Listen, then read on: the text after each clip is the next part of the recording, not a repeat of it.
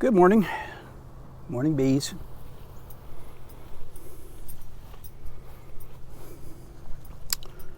All right. Let me get myself situated here. So today, what we're doing, preparing for the honey flow, right? Preparing to harvest honey in a month or so.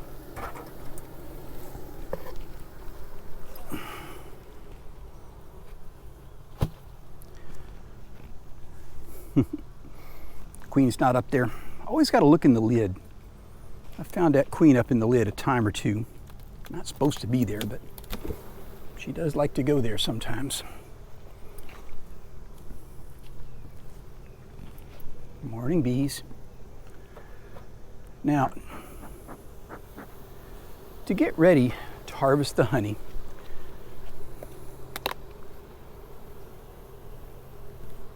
okay, we're just going to take a quick check on this girl, see what's what. Hello. You're packing in the nectar. Really nice. Really, really nice.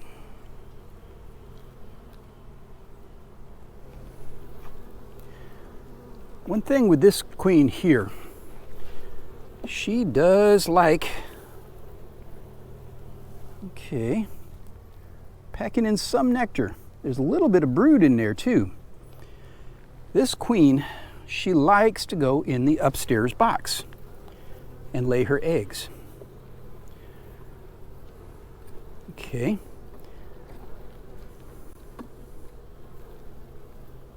Pretty decent brood pattern on that one. And all those cells where there's holes is got brood in it. Man, this is a really sweet queen. She's really doing good.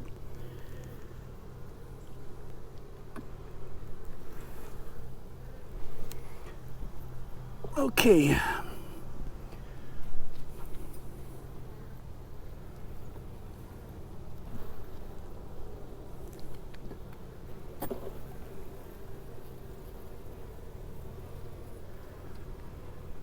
Okay.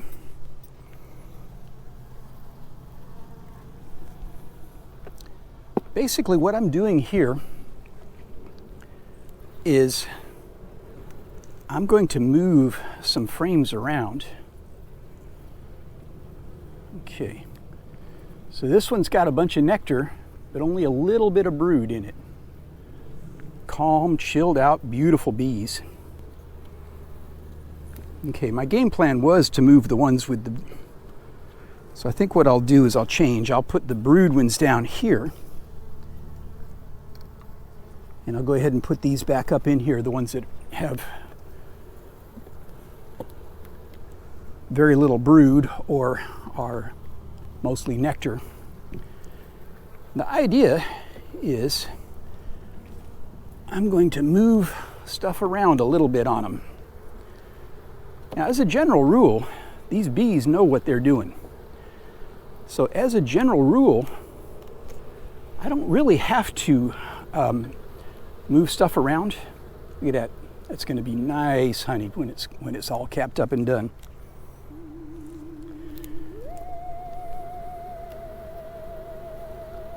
The other thing I see is that I'm going to have to add another box to this one.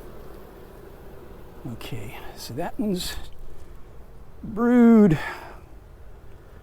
Okay, so there's some young larvae in here, but it's still mostly nectar up here. Okay, good. No, that one stays up here, doesn't it?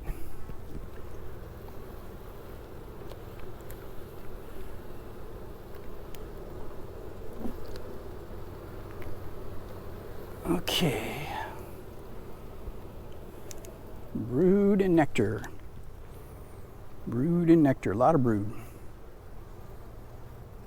There's still some room to lay in this one. I think I'll put that one downstairs.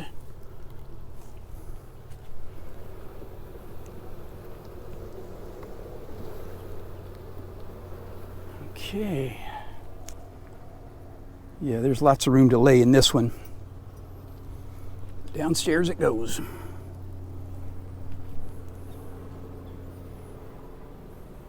Yeah, this one here.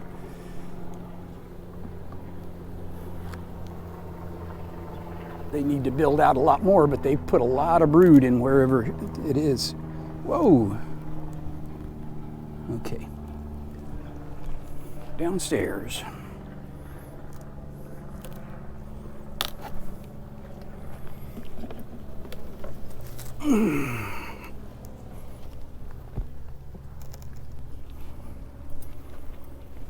Hello, girls.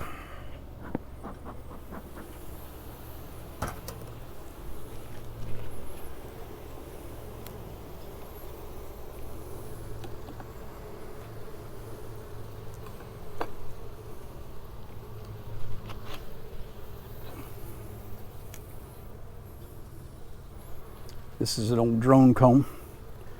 Put a little bit of honey on this side. There's just working on this side. I'll put that down. Actually,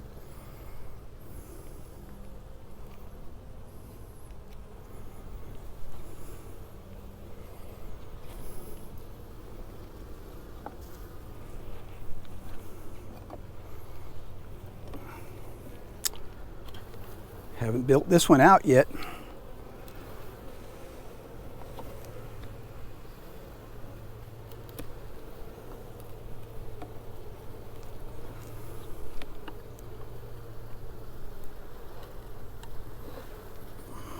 Okay, that's a pure honey one. I kind of broke it a little bit.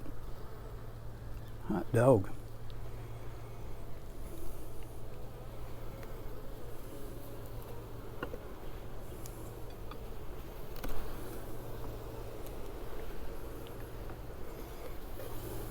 Okay, honey.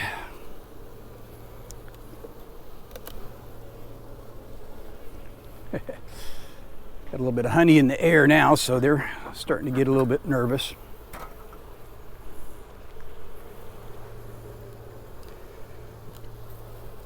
Okay.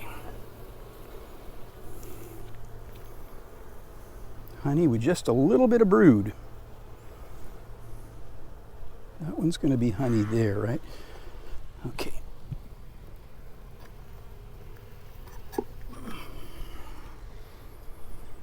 Okay, brood. It's the next one. Brood.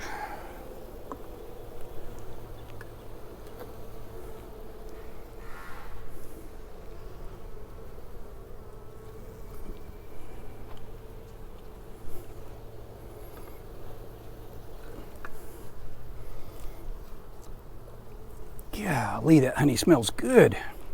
Wish you could smell that.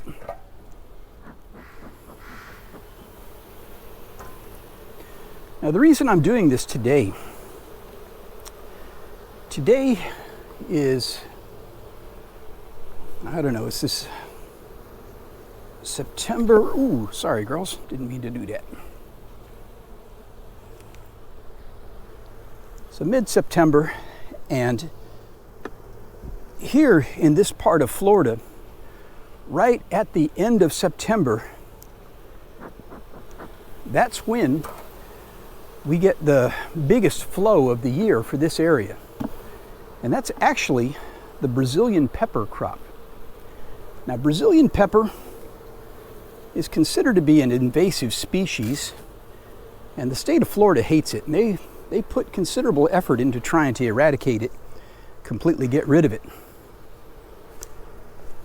But beekeepers in Florida love the stuff. Put you this direction.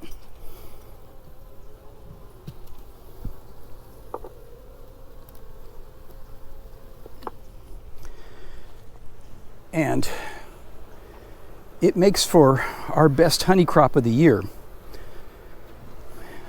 And so, sorry, I'm getting tangled up in my microphone wire. One of these days I'm going to go to a wireless mic, make my life a little bit easier. Okay. So, toward the end of this month, I expect we'll start getting the Brazilian pepper blooming. And what that'll mean is that they're going to start filling in honey like crazy in here. That's what they do. And so, when that happens, when I get done arranging these frames just a little bit more to my liking, then I'm going to once the frames are arranged, got on a sidetrack, sorry. Once these frames are arranged to my liking, what I'll do is, oh, now you girls got to move, come on.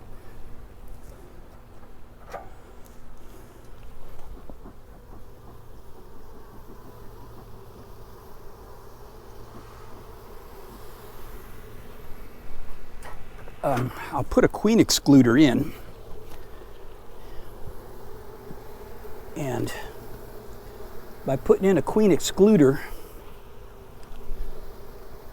I will keep the frames, the nicest frames that I'm mostly interested in, right in here, above the queen excluder. And that should make it a much easier proposition when it's time to,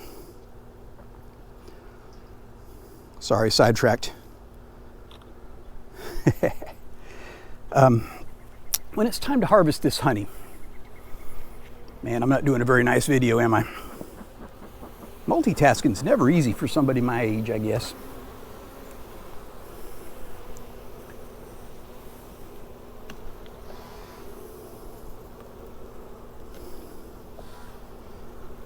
Okay,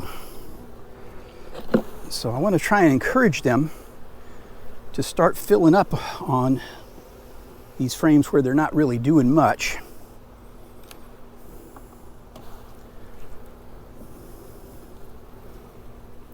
There's a beautiful queen in here. Haven't seen her yet. I am kind of paying attention because I don't want to put her above the queen excluder. When I check next week, I'll know for sure.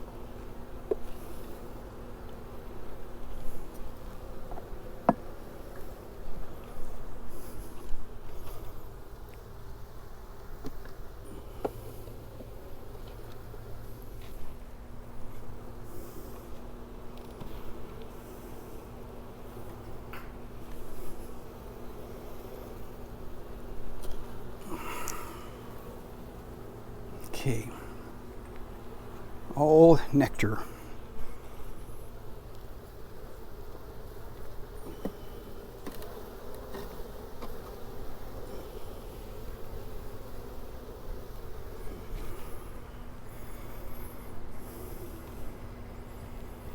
Here's a honey frame.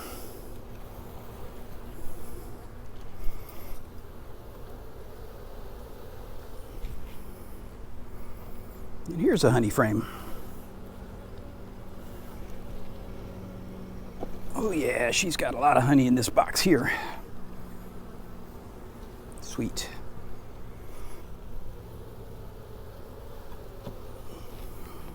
That's honey too. Okay.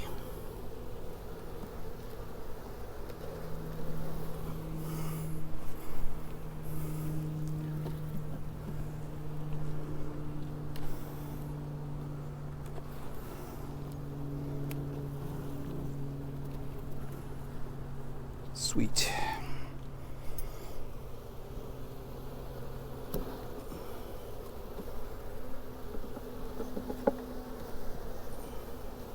Come on, move.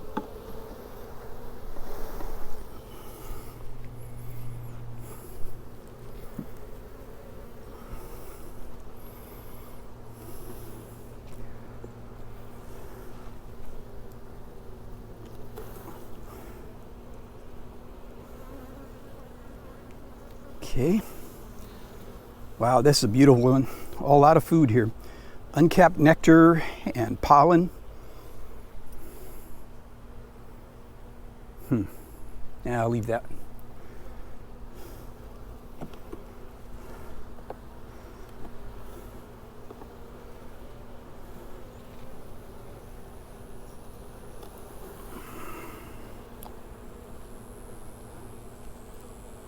Okay.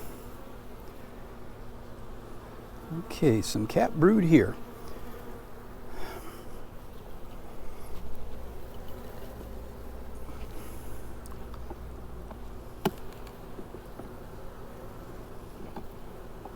Move over. Come on, sweetie girls.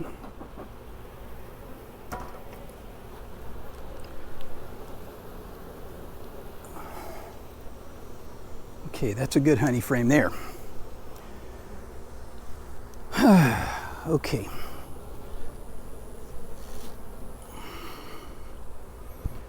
So,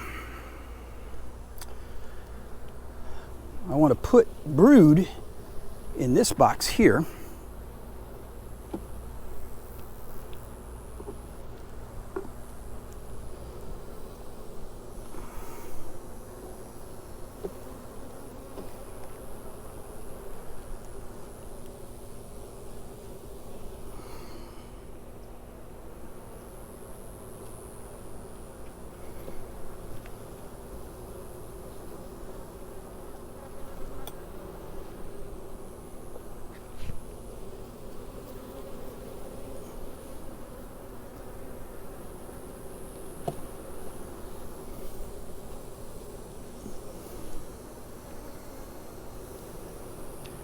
And I know from last time I looked that there's a whole lot of honey in the bottom box, and that I'm going to leave for them. I'm not going to mess with that. So she does have some room to lay her eggs down in this box here. She's not honey bound, which was kind of a concern and criteria of mine.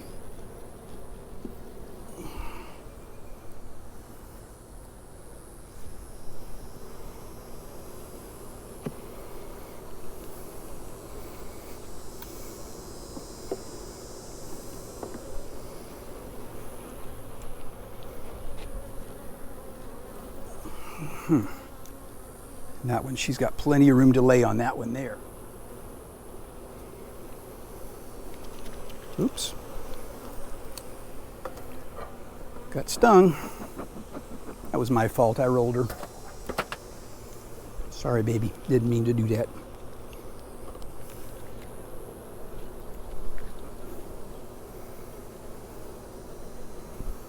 Okay.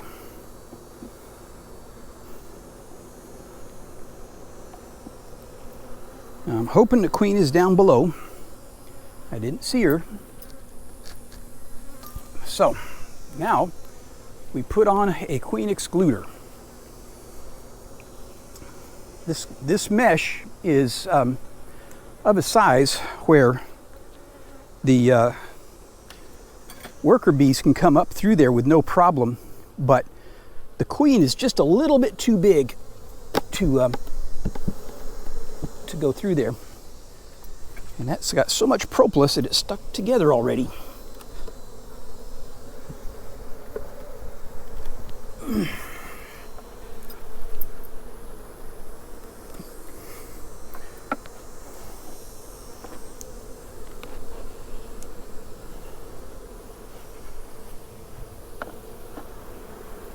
Okay.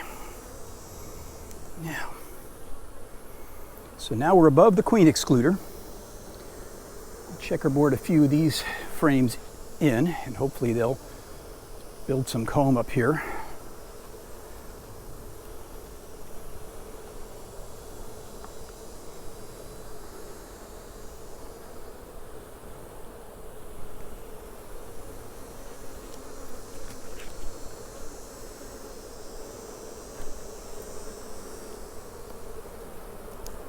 Okay.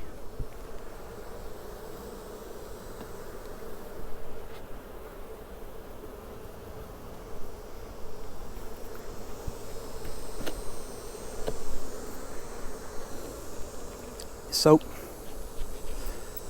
for a long time, a lot of you know me and know that I don't usually use a queen excluder for harvesting honey. Usually I use the queen excluder for other things. Go on in, girls. I usually use the queen excluder to isolate the queen You know, if I'm doing splits, things like that. But by doing this, I'm going to use that fume board I showed you making a week or so ago. And by doing it this way, my goal is to kind of maximize my honey production.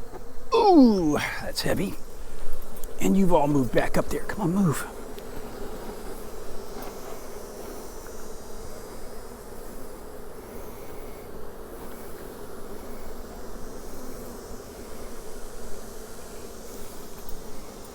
Okay.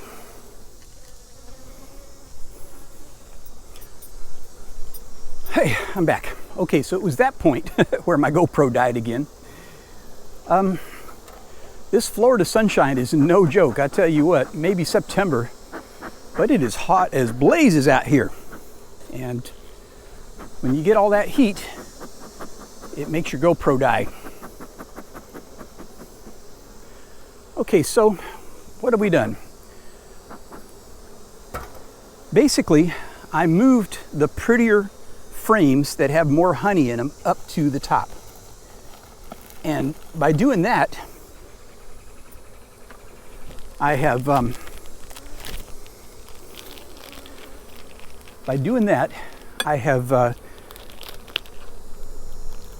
that, and then I put the Queen Excluder up there. So by doing those two actions, when it's time to harvest honey, so this is mostly brood. This has got brood and honey in it. These two are the ones that I'm going to harvest. All I have to do is put that fume board on, run these bees out of this top box, and then they will, I'll just pull these boxes right off and be able to take that honey with very few bees in it. If you don't use an excluder, it's fine. You do have to be prepared to do a little bit more work in that you've got to go through each frame, shake off bees, and go from there. All right, this is Bruce. My camera's died twice. Hope I make it to the end this time. I think I did.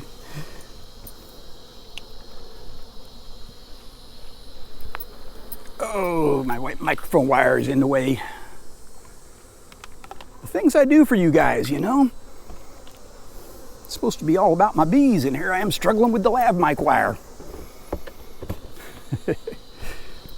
All right. You know, this one and this one, these two beehives were my very first hives.